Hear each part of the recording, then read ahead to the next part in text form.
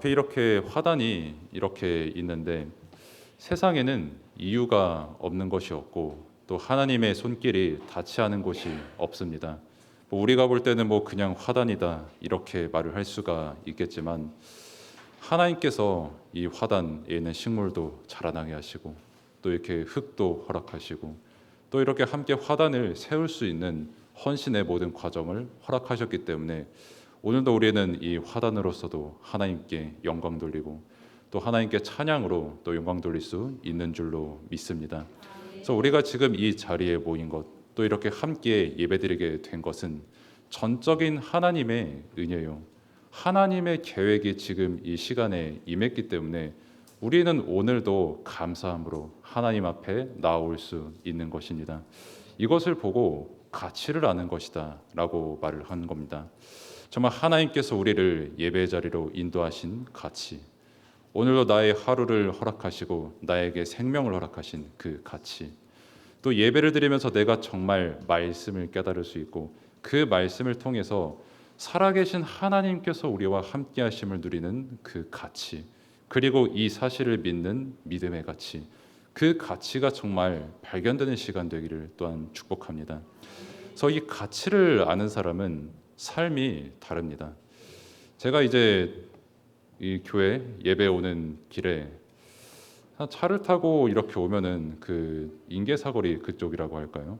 그쪽 길을 이제 이렇게 차를 타면서 쭉 지나오면은 항상 버스가 이렇게 몇 대 주차가 돼 있습니다. 이렇게 버스가 주차가 되어 있고 그 버스 이제 옆쪽에는 이제 수없이 많은 어르신들이 계신데 공통점은 이제 그분들이 다 등산복을 입고 계시다는 거예요.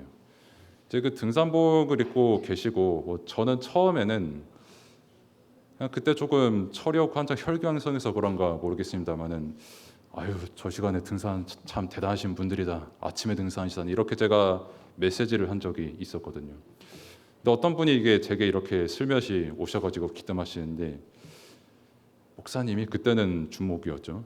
주목님이 등산의 재미를 몰라서 그래요. 아 그렇군요. 등산을 알면은 주말에서도 그렇게 올라갈 수밖에 없어요. 제게 그렇게 말씀을 주시더라고요. 그래가지고 내가 등산의 가치를 몰랐구나. 저 가치를 내가 모르고 또 함부로 이렇게 말했구나라고 이렇게 회개도 하게 되고 특히 오늘도 이제 오면서 저번이었죠. 저번에 이렇게 오면서 그 등산을 갈 때는 이렇게 힘든 길을 또 이렇게 산길을 올라가기 때문에 땀을 많이 흘립니다. 땀을 많이 흘리고 힘을 많이 쓰고 그러면서 숨이 차면은 자연스럽게 이제 사람이 목이 마르게 되겠죠. 그럼 목이 마르면 이제 물을 마셔야 되거든요. 그래서 이렇게 물을 준비를 하는데 그 어떤 할머니, 그러니까 여자 어르신께서 이 물을 이렇게 준비를 하시는 것을 봤어요. 근데 그 놀라운 거는 아마 아이시스였을 것이라 추측이 되는데 그 아이식스 500ml짜리 20병이 있는 그 비닐 있잖아요. 비닐로. 그거를 이제 들면서 생수를 하나씩 차곡차곡 쌌는데 두 가지가 놀랐습니다. 힘이 저보다 세신 것 같았고요. 그리고 또 한 가지는 그 생수를 쌓으시는 그 표정을 봤는데 세상 그렇게 행복한 표정이 없었어요.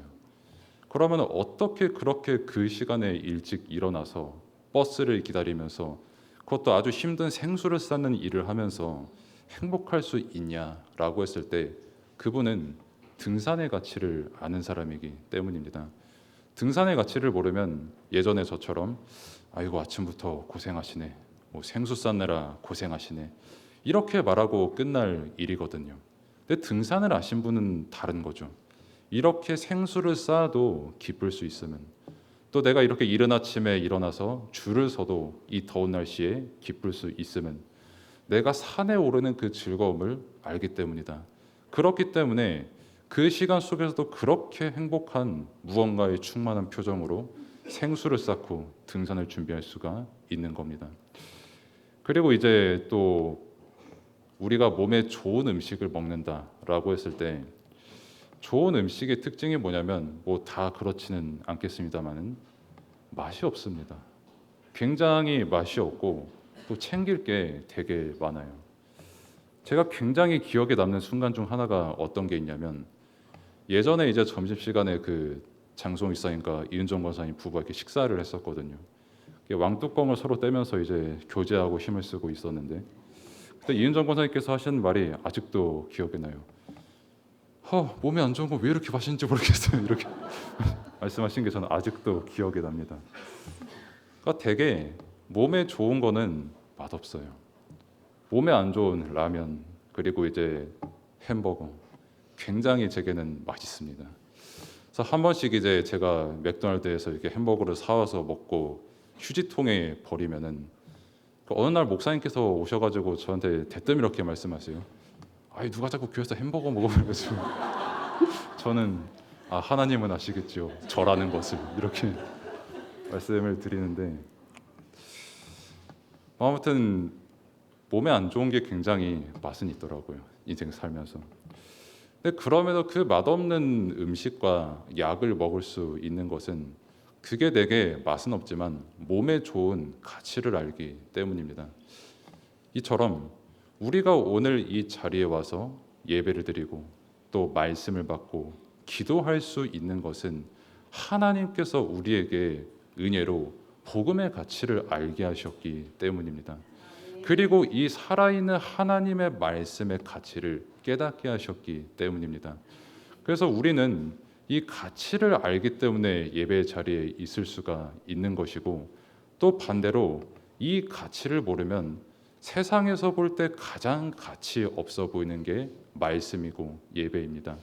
왜냐하면 사람들은 이제 무언가 가치 있다라고 했을 때 눈에 보이는 것을 가지고 가치가 있구나, 이건 되게 큰 유익이 되는구나, 이렇게 말을 하거든요. 하나님의 일은 눈에 보이지 않습니다. 그리고 내가 말씀을 붙잡는다고 해도 뭐 특별한 경우가 아니고서는 당장에 눈에 보이는 무언가가 일어나지를 않아요. 하지만 우리가 분명히 먼저 알아야 될 것은 욥기 11장 6절에서 7절에 우리에게 말씀을 한 것처럼 하나님의 말씀, 하나님의 지혜는 굉장히 오묘한 것입니다. 그렇기 때문에 우리가 보려고 해서 볼 수 있는 것도 아닌, 깨달으려고 해서 깨달을 수 있는 것도 아닌, 하나님께서 우리에게 그 말씀을 보이시고 깨닫게 하시는 은혜가 있어야 우리가 이 말씀의 가치를 알 수 있는 겁니다. 그렇기 때문에 이 하나님께서 우리에게 주신 말씀, 이 오묘함을 세상에서는 모르는 게 정상입니다.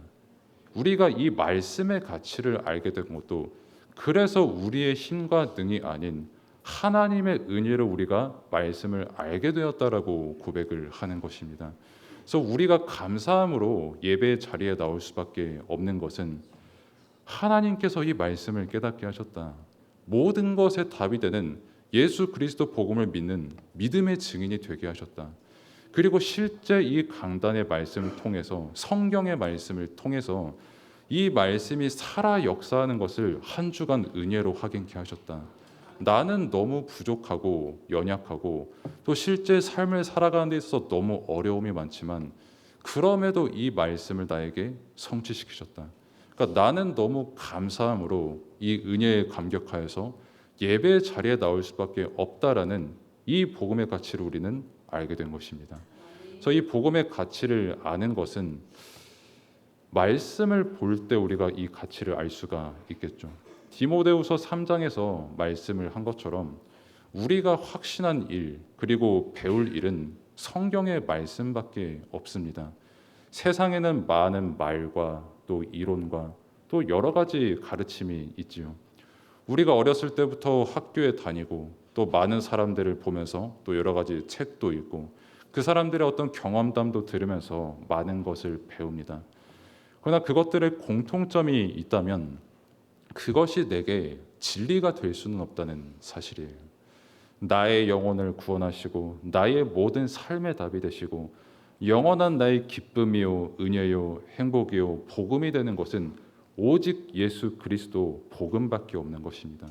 그리고 이 복음을 어디서 알 수 있습니까? 라고 했을 때 오늘도 하나님께서 우리에게 주시는 그 말씀을 통해서 우리는 알 수 있게 되는 겁니다. 그리고 우리가 받은 더 큰 응답이 하나 있는 것은 우리가 이 성경을 아는 것, 우리가 이 성경을 통해서 예수 그리스도를 아는 것, 그리고 이 성경을 통해서 예수 그리스도를 믿는 것이 우리가 받은 가장 큰 응답인 줄로 믿습니다. 이 성경을 통해서 진짜 예수가 그리스도다, 이 66권이 오직 복음을 증거하는 것이다라고 하는 그 말씀을 받는 이 자리에 있는 자체가 우리가 받은 가장 큰 응답이요 은혜인 것입니다. 하지만 이 가치를 모르기 때문에 사람들은 하나님께서 우리에게 알려주신 가치, 말씀을 통해서 우리에게 주신 가치가 아닌 자기가 생각하기에 가장 좋은 것을 가지고 살아가고 있거든요. 그래서 심지어는 자신이 가지고 있는 그 가치를 가지고 교회에 가지고 들어오기도 합니다. 사실 어쩔 수가 없죠. 왜냐하면 한 주간 현장에서 살아가고 교회로 오는 것이기 때문에 내가 한 주간 여러 가지 갈등과 문제와 여러 가지 위기, 그리고 내가 생각하지 못한 어떤 상황을 만났는데 그 속에서 나는 답을 찾아야 되기 때문에, 그리고 그 속에서 수없이 많은 말들과 내가 살아왔던 삶들이 있기 때문에, 그래서 그 내용을 가지고 교회에 올 수밖에 없는 겁니다. 물론 온 것 자체가 은혜지만은 내가 가지고 있는 그 가치와 상대방이 가지고 있는 그 가치가 그래서 충돌할 수밖에 없는 겁니다. 그래서 고린도전서 1장 12절의 말씀처럼 바울이 말합니다. 너희가 각각 이르되 나는 바울에게, 나는 아볼로에게, 또 나는 게바에게, 나는 그리스도에 속한 자라 한다는 것이니, 그래서 이어서 13절에서 이제 바울이 하는 말이 그리스도께서 어찌 나뉘었느냐 이렇게 말을 합니다. 우리가 분명히 같은 성경의 말씀을 받았음에도 불구하고 자칫 잘못하면은 나의 자랑이 사람이 될 수가 있습니다. 또 내가 어떤 사람에게 받은 특별한 은혜가 자랑이 될 수도 있어요. 또 아니면 어떤 분께서 말씀하신 그 말씀이 내게 최고의 가치야 라고 말씀할 수도 있습니다. 이것을 바울이 주의하라는 겁니다. 아니 베드로도 그렇고 나도 그렇고 아볼로도 그렇고 우리가 똑같이 전하는 건 그리스도 아니냐, 이 복음 증거하는 거 아니냐. 근데 어찌 그 복음의 본질을 놓치고 나는 아볼로가 좋다, 나는 베드로가 좋다, 나는 바울이 좋다, 그리고 그거를 들고 와가지고 서로 베드로의 말이 맞습니다, 바울의 말이 맞습니다, 아볼로의 말이 맞습니다, 왜 교회에서 이렇게 싸우고 있냐는 겁니다. 그래서 바울이 이것을 분명히 하라는 겁니다. 진리는 복음밖에 없다. 진리는 하나님께서 우리에게 주신 말씀밖에 없다. 나의 가치관, 내 인생, 내가 가지고 있는 여러 가지 지식들, 그게 과연 복음보다 더 나은 지식이고 더 나은 가치일 수 있겠느냐고 우리에게 말씀 주시는 겁니다. 그래서 고린도후서 10장 12절에 말씀을 주시는 것도 우리는 자기를 칭찬하는 어떤 자와 더불어 감히 짝하여 비교할 수 없다 이렇게 말을 하죠. 그리고 자기를 계속해서 비교하면서 이런 사람들이 사실 지혜가 없는 사람이다 이렇게 말을 합니다. 쉽게 말하면 내가 가진 생각과 저 사람이 가진 생각이 다르니까 충돌한다는 겁니다. 내 생각이 맞고 저 사람 생각은 틀리니까 일단 내 말을 해야 되겠다는 겁니다. 교회 안에서도 내가 이 사람을 가르쳐야지, 이 사람이 나에게 무언가 가르치려고 한다, 네가 감히 날 가르치려고 들어, 이런 생각을 하게 될 수 있다라는 겁니다. 우리가 분명히 한 가지는 믿고 가야 됩니다. 복음만이 진리입니다. 복음 앞에는 더 낮고 더 높음이 없습니다. 그리스도 안에서 우리는 하나고, 우리에게 있어서 가장 고상한 지식은 내가 진짜 예수를 그리스도라고 고백할 수 있는 이 사실이 가장 고상한 지식인 줄로 믿습니다. 이런 가치를 지닌 복음이고, 그렇게 세상에서 가장 가치 있는 것이 무엇입니까? 라고 했을 때 당연히 우리에게 있어서는 복음인 것이죠. 또 이 말씀을 우리가 가지고 있고 또 우리가 기도를 하니까 응답받은 게 가장 가치 있습니다. 내가 이렇게 했으니까 큰 응답이 내게 과거에 왔습니다. 내가 이렇게 기도를 하니까 앞으로 내게 이런 큰 응답이 올 것입니다. 이게 나의 가치가 잘못하면 될 수 있거든요. 물론 이런 영적인 사실조차 모르는 불신자들은 그저 내게 가장 가치 있는 것이 무엇입니까? 라고 물어본다면 돈이 될 수도 있겠고요, 명예가 될 수 있겠고, 가족이 될 수도 있겠고, 그 밖에 여러 가지 경험이 될 수 있겠고, 인생 그 자체가 될 수도 있겠습니다만은 분명한 거는 영원한 거는 아무도 없다라는 겁니다. 그리고 이 영적인 것을 모르는 사람들의 그럼 이 세상에서 가장 가치 있는 게 무엇입니까? 라고 물어보면은 생명이다. 이렇게 답을 하겠죠. 아무리 좋은 게 있어도 생명보다 귀할 수가 있냐? 아무리 좋은 게 있어도 내가 이거를 목숨과 맞바꿀 수 있냐라고 했을 때 확답할 수 있는 사람은 세상에 단 한 사람도 없습니다. 그렇기 때문에 자신의 목숨을 바쳐서 뭐 나라를 구했다, 어떤 곳에 영웅이 되었다라고 하는 그 사람을 굉장히 존경하는 것도 그만큼 목숨의 가치가 대단한 것이기 때문이죠. 목숨의 가치가 너무 소중하고 생명과 죽음의 가치가 우리에게 있어서 가장 큰 것이기에 사람은 늙는 것조차 두려워할 수밖에 없거든요. 그래서 뭐 사실 저도 약간 그런 게 있고 또 대부분 그렇습니다만은 가장 듣기 싫어하는 말이 뭡니까? 라고 물어보면은 늙어 보이는 거를 가장 듣기 싫어합니다. 그러면 또 이제 반대로 그래도 조금 듣기 좋은 소리가 뭡니까? 라고 한다면 어려 보이고 좀 젊어 보인다라는 소리를 듣기를 좋아하겠죠. 제가 한번 이제 키가 조금 큰 편이다 보니까 초등학교 3학년 때 아니 초등학교 6학년 때 길을 걸어가는데 그 어떤 꼬마애가 저보고 아저씨 이러는 거예요. 나는 이제 13살, 14살 그때쯤 됐는데 근데 제가 생각해도 지나가는 제가 보다 약간 아저씨였을 것 같아요. 이미 뭐 키가 뭐 어른만 했으니까. 근데 그때 대답했던 저도 되게 가관이었거든요. 나 아저씨 아니야 라고 했는데 그 꼬마의 대답이 더 가관이었어. 아니 아저씨 맞는데 이러고 저한테 해가지고 참 때려야 되나 싶다가 그냥 지나가기는 했는데 그래서 뭐 어제도 이제 청소년 신학원에서 어떤 아이에게 제가 이렇게 물어봤거든요.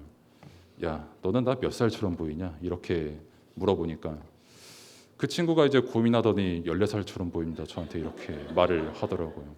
그만큼 이제 어려 보인다라는 말을 이 사람이 좋아하겠구나 생각을 하게 된 것이겠죠.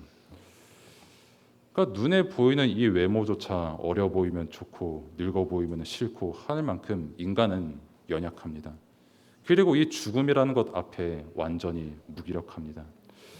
그래서 사람은 이 생명이라는 것을 가장 중요하게 생각을 하는데 또 그렇기 때문에 아무리 내가 지금 많은 것을 가지고 있다고 할지라도 태어날 때도 빈손인 것처럼 결국 죽을 때도 빈손인 거거든요. 그리고 내가 뭐 아무리 죽고 나서 칭송을 받는다고 할지라도 정작 그 죽은 그 사람은 알 길이 없습니다. 그냥 죽으면은 끝입니다. 그 사람들에게는요. 그리고 이 영적인 것, 복음을 아는 우리에게는 죽으면 영원한 천국 아니면 영원한 고통 둘 중 하나일 뿐입니다. 뭐 아무리 사람들이 죽음을 알아주고 뭐 죽을 때 뭐 많이 가지고 있다 해도 그것은 영원한 것이 아니고 또 생명을 잃는 순간 완전히 나의 것이 아니게 되기 때문에 아무 소용이 없는 거거든요. 그래서 이 세상에서 가장 복된 가치가 뭐냐? 생명을 초월하는 그리고 영원한 가치의 것이 우리에게 가장 가치가 있는 것입니다. 그리고 이 가치를 성경에서는 우리에게 뭐라고 증거하냐? 영원한 생명이 되는 복음이라고 우리에게 증거하고 있는 것입니다. 그래서 마태복음 13장 44절에서 46절의 말씀처럼 천국은 마치 밭에 간 주인 보화와 같다. 그렇기 때문에 일단 밭에 감추어두고 우리 목사님께서 늘 말씀하시는 것처럼 주인에게 갑자기 찾아가가지고 이 밭을 일하는 사람이 사겠다는 겁니다. 왜? 이 밭에 보화가 감추인 거를 아니까요.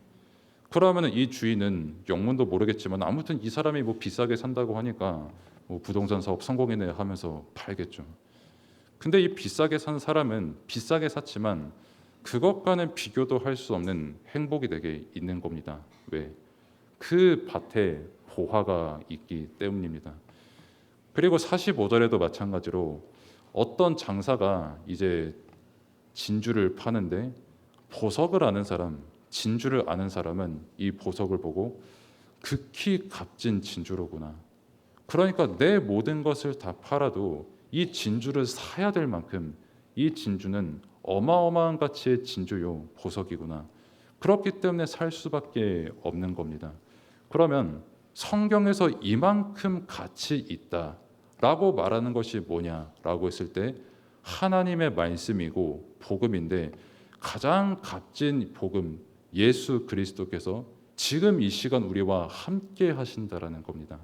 그리스도께서 우리와 함께 하시는 것이 우리에게 있어서 가장 값진 것이고 그렇기 때문에 고린도후서 4장 7절의 말씀처럼 내 인생은 너무나도 질그릇 같고 죽음 앞에서는 아무 소용없는 인생이지만 보배 되신 그리스도께서 나와 함께 하시기 때문에 나의 과거, 나의 오늘, 나의 미래, 내가 어떤 삶을 살아왔던지, 내가 지금 어떤 모습에 있던지, 나의 미래가 어떻든지 간에 아무 상관없이 나는 가장 값진 것을 가진 사람이다라고 성경은 말하고 있는 것입니다. 그래서 우리가 오늘도 반드시 붙잡고 발견하고 누려야 될 것은 복음의 가치인 줄로 믿습니다. 사람들이 말하는 가치, 세상이 말하는 가치가 아닌 진짜 그 하나님 살아계신 하나님의 말씀이 오늘도 내게 증거하는 그 복음의 가치에 충만한 시간 되기를 축복합니다. 그래서 이 복음의 가치를 아는 것, 그러면 우리가 이 복음의 가치를 깨달아야 되는데 다들 잘 아시겠지만 사실 복음의 가치를 아는 것부터 내 마음대로 되는 게 아니거든요.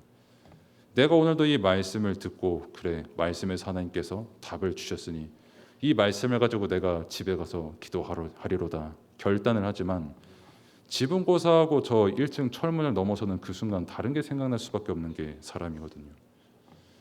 그리고 사실 철문까지 지나가지도 않고 저 나무문 지나가는 순간 다른 생각이 드는 게 사람이거든요. 그렇기 때문에 오늘도 하나님께서 우리에게 예배의 시간을 허락하신 겁니다. 너가 잊어버릴 수밖에 없는 사람인 거 알아.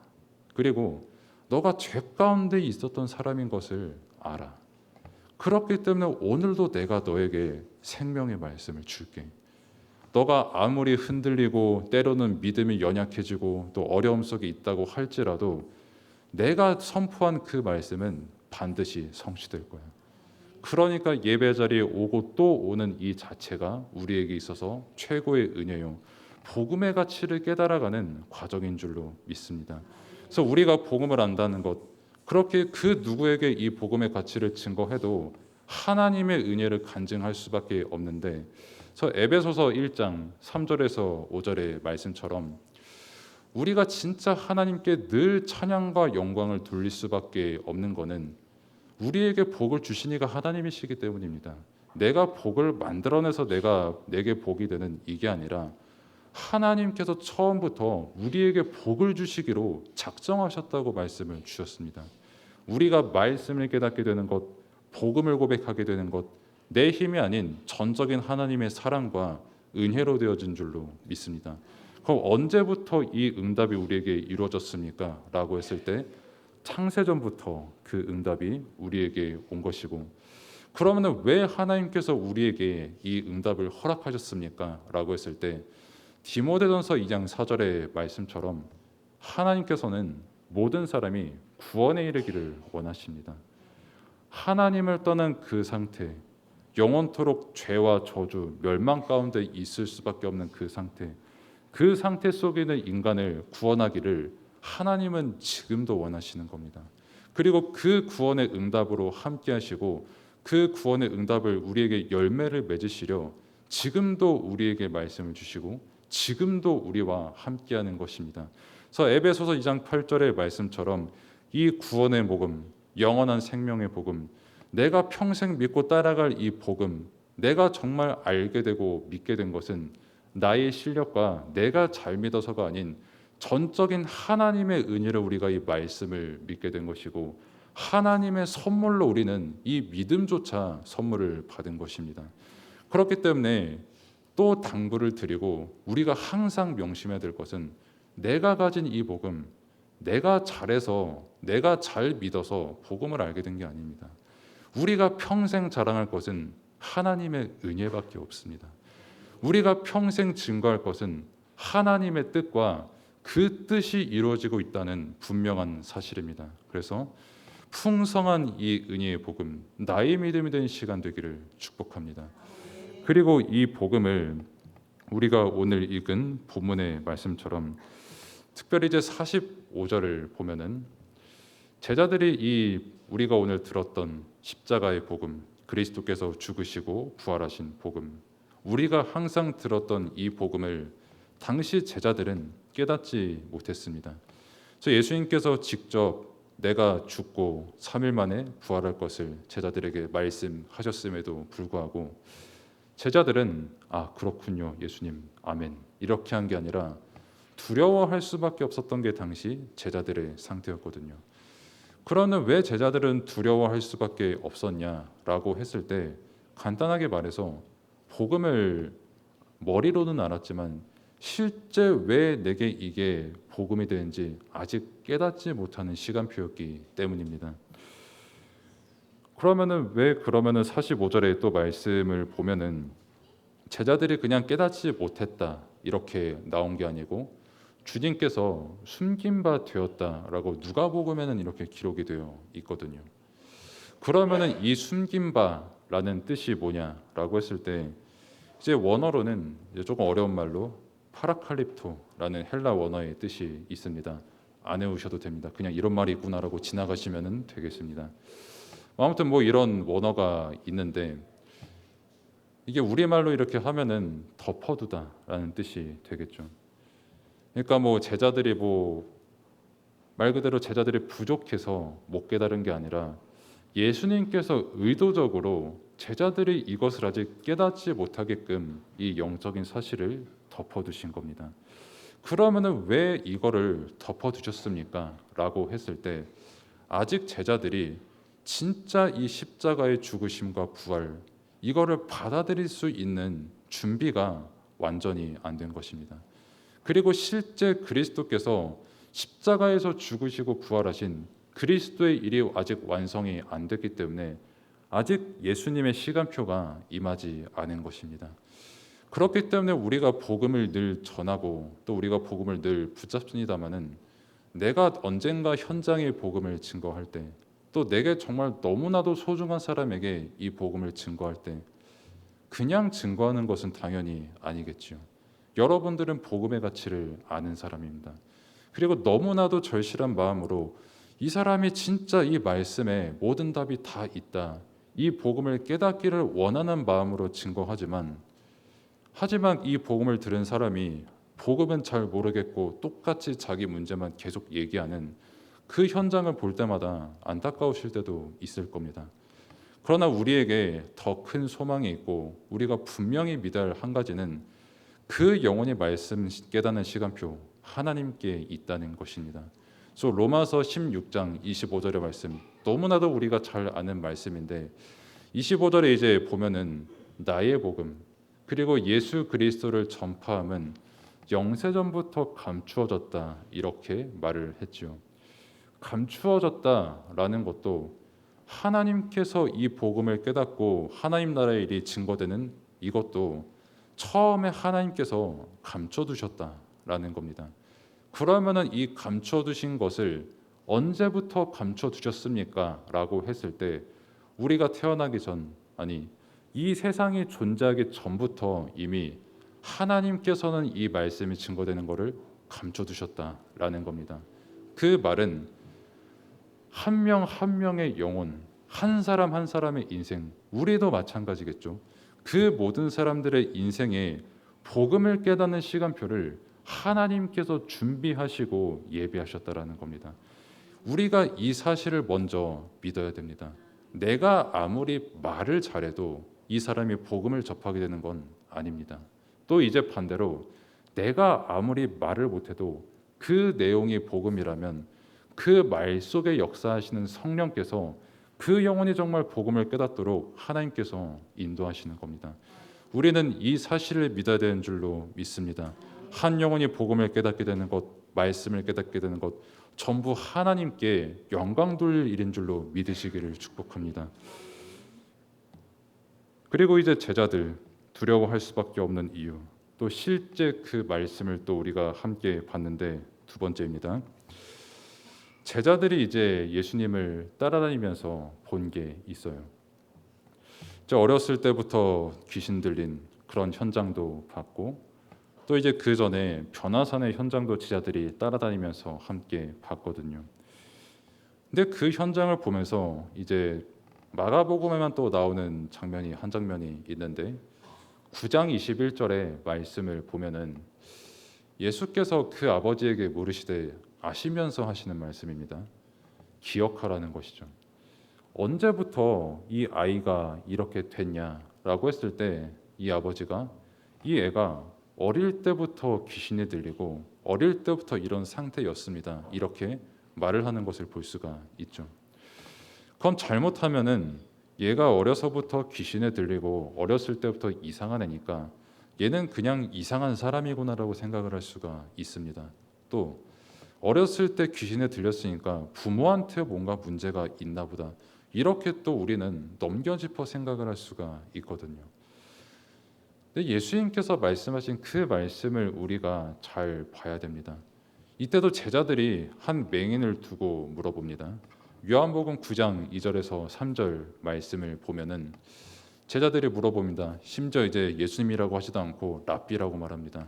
랍비여, 이 사람이 맹인으로 난 것이 이 사람 잘못입니까? 아니면 이 부모의 잘못입니까? 라고 했을 때 예수님께서 주신 답은 하나님께서 이루실 일이 있기 때문에 이 사람이 지금 맹인이 된 것이고 또 예수님의 말씀이 임하는 그 순간 이 맹인의 병이 완전히 치유가 됐습니다.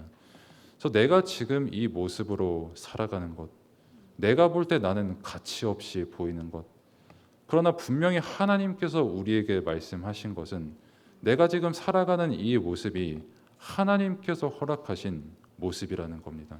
그리고 하나님께서 가장 영광받기에 합당한 그 모습으로 우리를 창조하시고 지금 우리를 인도하시는 겁니다. 그렇기 때문에 내가 나를 평가하고 또 교회를 평가하고 누군가를 평가하기 이전에 하나님의 부르심을 우리는 먼저 기억해야 됩니다. 그리고 이 복음을 몰라서 두려움 속에 빠질 수밖에 없는 그 영적 근본에 대한 답을 우리는 알아야 됩니다.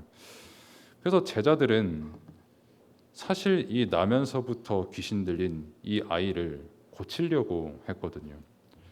근데 우리가 마태복음의 본문 말씀을 읽어서 잘 아는 바 제자들은 이 아이를 고치지 못했습니다. 그러니까 사람들은 많은 기대심을 가지고 제자들 앞에 나오면 예수님께서 능력을 행하셨던 것처럼 예수님의 가르침을 받은 제자들이니 이 아이를 능히 치료할 수 있을 것이다 라는 기대를 가지고 이렇게 앞에 왔겠죠. 근데 하나도 치료하지 못하고 하나도 치유하지 못하는 겁니다. 이 제자들이 뭐라고 하는지는 모르겠는데 자기들이 무슨 말을 하는지도 모르는 상태 속에 있는데 그래도 제자들이면 뭘 할 수 있지 않을까라는 기대를 가지고 데리고 왔지만 변하는 것이 아무것도 없는 현장이었죠. 그런 이제 현장 속에서 제자들이 이제 예수님께 물어보는 겁니다. 41절에 예수께서 대답하여 이르시되 믿음이 없고 패역한 세대여라고 말씀을 하신 것도 제자들이 하나도 능력을 행하지 못하고 실제 이 병든 귀신들의 아이를 치유하지 못한 그러면서 믿음 없는 상태에서 예수님 앞에 나오니까 예수님께서 왜 이렇게 믿음이 없냐? 내가 그동안 행한 일을 보지 못했냐? 그 누가복음 11장 15절의 말씀처럼 귀신을 쫓아내는 그 역사를 예수님께서 분명히 보여주셨고 제자들도 봤거든요. 그리고 이제 마가복음 3장에서도 말씀을 하신 것처럼 처음부터 제자들을 부르실 때 귀신을 쫓아내는 능력으로 너희와 함께 하겠다라고 분명히 말씀을 주셨습니다. 근데 이 말씀이 믿음이 안 되는 겁니다. 믿음이 안 되니까 나의 능력으로 귀신을 이겨보려고 하지만 이길 수가 없는 겁니다. 나의 능력으로 내 어렸을 때부터 트라우마라고도 할 수 있겠고 상처라고도 할 수 있겠고 흠이라고도 할 수 있겠죠. 이것과 싸워보지만 이길 수가 없는 거죠. 간혹가다 이제 세상에서 이렇게 열심히 하면은 상담을 많이 받으면 내 상처도 극복하고 또 나만이 가지고 있는 그런 약점도 극복하고 잘 포장하면서 인생을 살아갈 수가 있습니다. 라고 하지만 분명히 한 가지 말씀드릴 수 있는 것은 어릴 때 받은 상처 그리고 나면서 내가 가지고 있는 DNA 그리고 대대로 이어져 있는 영적 문제는 사람의 힘으로 바꾸고 싶어도 죽어도 바꿀 수 없는 게 이 내용들입니다. 그렇게 우리가 구원의 길 말씀을 들을 때 운명이라는 단어에 반응을 할 수밖에 없는 것도, 대물림되어지는 정신 문제, 영적 문제, 육신 문제 우리가 반응할 수밖에 없는 것도, 내가 어려서부터 가지고 있는 이 흠과 상처는 사람의 힘으로 이겨내질 수 있는 게 아닙니다. 물론 잠시의 성공으로 이것을 잊을 수는 있겠죠. 잠시의 어떤 되어지는 그 일로 이것을 내가 극복했다라고 말을 할 수는 있겠죠. 그러나 그것은 잠시고 상처는 영원합니다. 내가 가지고 있는 그 과거의 문제 절대 바뀌지 않습니다. 그리고 나는 불완전한 인간이기 때문에 내가 내 스스로를 바꾸려고 해도 바꿀 수 있는 능력이 없습니다. 그냥 뭐 율법 잘 지키고 번듯하게 열심히 살고 그게 아무 소용이 없습니다. 그 한 영혼을 구원하는 일에 있어서는. 그래서 금요일에도 말씀을 드렸지만은 두려움을 이길 수 없고 귀신을 이길 수 없고 스스로를 이길 수 없는 그 상태 속에 있는 사람이기 때문에 사실 누구나 다 연약함 속에 살아가거든요. 그리고 그 연약함을 감추려고 나는 지금도 강한 척을 하는 거거든요. 금요일에 말씀을 드렸던 것처럼 그 제가 편견을 가지고 있는 건 아닙니다. 뭐 아예 안 가지고 있다는 것도 거짓말이겠지만 뭐랄까 그래도 조금 팔에 여러 아트가 있고 조금 반팔을 입고 그 형광색 반바지를 입고 좀 몸집이 조금 크면은 굉장히 선하신 분일 수 있어요. 근데 어쩔 수 없이 저도 가장 먼저 선입견을 가지고 보게 되는 게 건들면 위험하겠는데라는 그 생각이 어쩔 수 없이 들어요. 사람인지나. 근데 그 일행이 4명이었고 4명이 다 무슨 사형제인지 뭔지는 모르겠는데 다 좀 비슷해요. 그렇게 걸어가시는데 그 표정들을 보면은 우리를 건드릴 수 있는 사람이 이 아파트 단지에는 아무도 없을 것이다라고 하는 그 표정을 짓고 이제 걸어가시는 모습을 봤거든요. 그러면은 그분들이 강한 사람이냐? 그분들이 뭐 때로는 폭력을 휘두를 수도 있겠죠. 뭐 수틀리면은 뭐 이제 때려가지고 내가 이겨낼 수도 있겠죠. 뭐 성경의 가인이나 수없이 많은 강대국들처럼 내가 칼을 휘두르고 저 사람을 죽여서 이겼다라고 이렇게 말할 수도 있겠죠. 그러면은 그 사람이 능력자요 강한 사람이냐라고 했을 때 성경은 그렇지 않다라는 겁니다. 그 사람 아무 능력도 없고 오히려 더 연약함 속에 있고 죽는 게 너무 두렵고 저 사람에게 약해 보이는 게 너무 싫기 때문에 그래서 어쩔 수 없이 강한 척을 하고 가인처럼 애녹성을 쌓을 수밖에 없는 저 현장을 지금 우리가 살아가고 있는 겁니다. 그래서 오늘 말씀이 예수님께서 말씀하시는 것은 그런 것에 가치를 두지 마라. 진짜 가치가 무엇인지를 알아라. 그래서 누가복음 9장 44절에 처음 말씀하시는 것도 이 말을 너희 귀에 담아두라. 왜냐하면 자신의 말씀하시는 것만이 진리요 예수님의 말씀은 살아계신 하나님의 말씀이기 때문에 반드시 성취되기 때문입니다. 그리고 실제 그 말씀이 성취가 되어서 십자가에 못 박히시고 또 부활하신 그 복음을 우리에게 증거로서 설명하신 것이죠. 그래서 이 복음을 모르면 제가 방금 쭉 말씀을 드렸던 것처럼 두려울 수밖에 없습니다. 인간이 아무리 발버둥 쳐도 영적 문제를 이길 수가 없고 운명과 죽음과 저주를 이길 수가 없기 때문입니다. 그리고 눈에 보이는 이것의 가치가 모든 것이 되어 있기 때문에 가족이 잘못되면 어떡할까? 또 내 삶이 조금 잘못되면 어떡할까? 물론 잘못되면은 내게 어려움이고 슬픔이고 이건 당연한 일인데 거기에 평생 매일 수밖에 없는 게 사람의 연약함이라는 겁니다. 복음은 영원한 생명의 복음입니다. 우리에게 완전한 구원의 복음이요 살아 역사하는 하나님의 말씀이요 이미 성취된 말씀 속에 우리가 은혜로 거하고 있는 것입니다. 이 두려움 속에서 완전히 승리하신 그리스도께서 지금 이 시간 우리와 함께 하시고 우리와 함께 하셨던 것처럼 제자들과 함께 하셨거든요. 그래서 제자들은 계속해서 예수님을 따라다니면서 그리고 그 말씀이 성취되어지는 과정 속에서 하나씩 말씀을 깨달아가게 되는 겁니다. 그 중에서 진짜 깨닫게 된 것은 그리스도만이 사망 권세를 이기신 분이구나. 고린도전서 15장 20절의 말씀처럼 그리스도께서 죽은 자 가운데서 잠자는 자들의 첫 열매가 되셨다. 왜냐? 살아나셨기 때문에, 부활하셨기 때문에. 그리고 이 부활하신 주님께서 지금 우리와 함께 하시는 겁니다. 그렇기 때문에 사망이 더 이상 우리의 대적이 될 수가 없고, 흑암이 더 이상 우리의 대적이 될 수 없는 것은 완전히 승리하신 그리스도께서 우리와 함께 하시기 때문입니다. 애초에 그리스도께서 오신 것도 참 왕으로 오셨는데 마귀의 일을 완전히 멸하시려고 우리에게 오신 거거든요.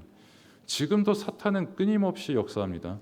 문화로서 역사하고 있고 또 사람에게 역사하고 있고, 분명히 하나님께 찬양과 영광을 돌리며 그리스도의 사랑을 풍성히 누릴 사람인데, 그거는 다 잊어버리고 오늘 내가 어떻게 조금 더 즐겁게 살까, 오늘 내가 조금 더 어떻게 저 사람보다 잘나 보이게 살까, 그냥 육신적인 가치에만 계속 매이게 하는 거죠.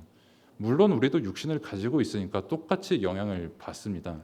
하지만 우리는 영원한 가치를 알고 있는 사람입니다. 그래서 눈에 보이는 현실에 그치는 것이 아니라 영원하신 하나님께서 함께 하시는 그 가치를 누리고 증거하는 증인 삶을 우리는 응답으로서 살아가고 있는 것이죠. 그래서 제자들이 예수님을 따라다니면서 깨닫게 된 복음, 이 복음의 가치, 말씀의 가치, 감추어진 바 숨겨진 바 된 이 말씀의 가치를 깨달으니까 베드로가 법정에서 고백할 수밖에 없는 게 예수 이름인 겁니다. 그래서 사도행전 4장 12절의 말씀처럼 다른 이로서는 구원받을 수 없다. 유대인이거든요, 베드로. 너희들이 그렇게 자랑하는 율법이 너희 자신들을 구원했냐?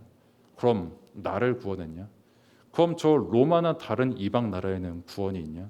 그럼 2000년이 지난 지금도 내가 올바르게 살고 조금 나라가 부해지고 강해지면은 거기에 구원이 있냐? 거기엔 아무 구원도 없다. 나를 구원할 수 있는 것은 오직 예수 그리스도 이름뿐이라는 겁니다. 이 예수 이름을 알게 된 것이 우리가 진짜 이 복음의 가치를 알게 된 것입니다.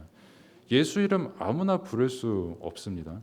예수 이름은 진짜 하나님께서 이 복음을 깨닫게 하신 그 은혜의 사람만 고백할 수 있는 능력의 이름이요, 하나님께서 모든 응답을 완성하신 그 일을 우리가 예수 이름으로 고백할 수 있는 겁니다.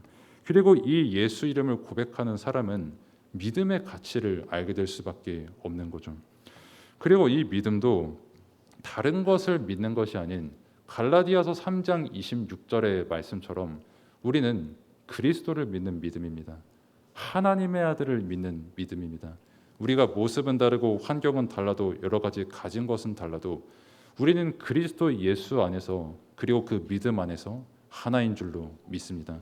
그리고 그 하나된 믿음을 가지고 우리가 할 것은 오직 하나님께 영광을 돌리는 것과 함께 전도와 선교에 힘쓰는 일뿐인 줄로 믿습니다.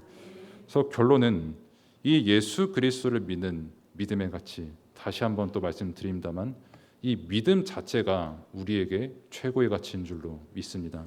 눈에 보이는 응답, 여러 가지 내가 바라는 것들, 그게 응답의 최고의 가치가 아니라 내가 예수 이름을 부르게 된 게 최고의 가치인 줄로 믿으시기를 바랍니다. 그리고 이 가치를 알기 때문에 현장에 내가 증거할 게 예수 이름밖에 없는 거예요. 현장에 내가 잘된 거 자랑하겠습니까? 그럼 물론 거기에 도전을 얻는 사람도 있겠지만은 반대로 힘이 빠지는 사람도 있는 거거든요. 또 이제 반대로 내가 아주 특수한 어려움을 당한 사람이다. 그러면 똑같은 어려운 사람은 위로를 받을 수도 있겠지만은 아무 일도 안 당한 사람은 저게 나랑 무슨 상관일까? 내가 저렇게 해야 가치를 알게 되는 것일까? 이렇게 고민을 할 수가 있거든요. 우리의 가치는 거기에 있는 게 아닙니다. 내가 이 복음을 알게 된 것 이 자체가 우리가 간증할 수 있는 유일한 내용입니다. 내 인생 그 모든 것, 왜 가치 있는 인생이냐?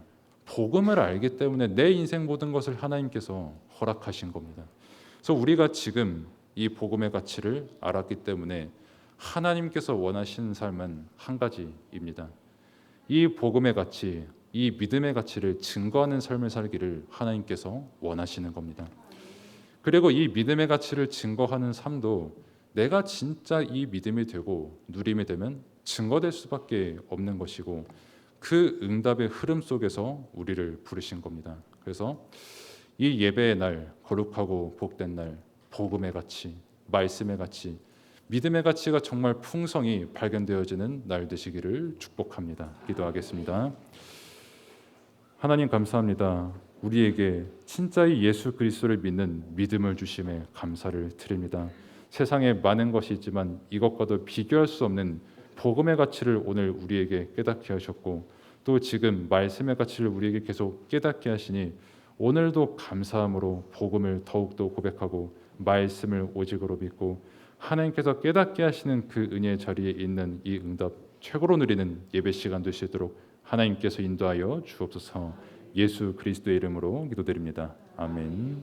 이제는 우리를 구원하신 우리 구주 예수 그리스도의 은혜와 하나님의 무한하신 사랑하심과 성령님의 내주인도 역사 충만하심이 함께 예배드린 모든 성도 또 모든 현장 위에 이제로부터 영원까지 항상 함께 계실지어다. 아멘.